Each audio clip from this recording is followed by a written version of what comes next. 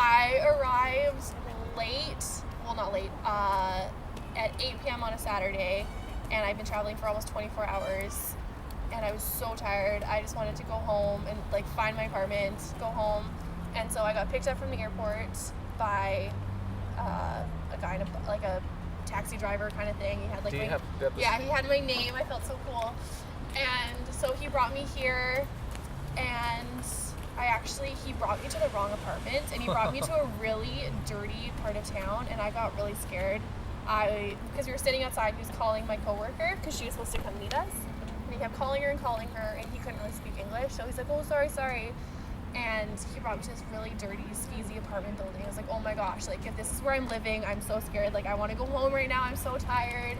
It was horrible. But finally, he's like, oh, sorry, and he drives away, and we finally figure out where I live, and we get there. It was so much nicer. And then, so I pretty much got into my place and just passed out for like 14 hours straight.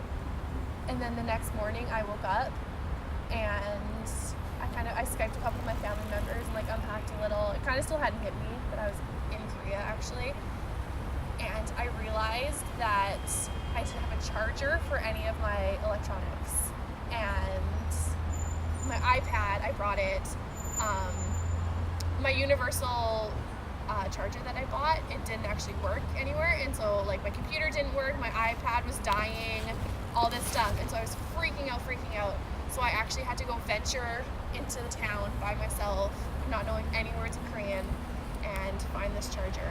Oh, did you have to get like the transformer thing? Yeah, like I just got the universal one for the iPad or iPod or whatever, and so I went into like. Or else, you can't really plug in your gadgets because they have different like things, to plug it in. So, but all I wanted to do was charge my iPad because that's what I was using to Skype everyone and like use the internet and stuff.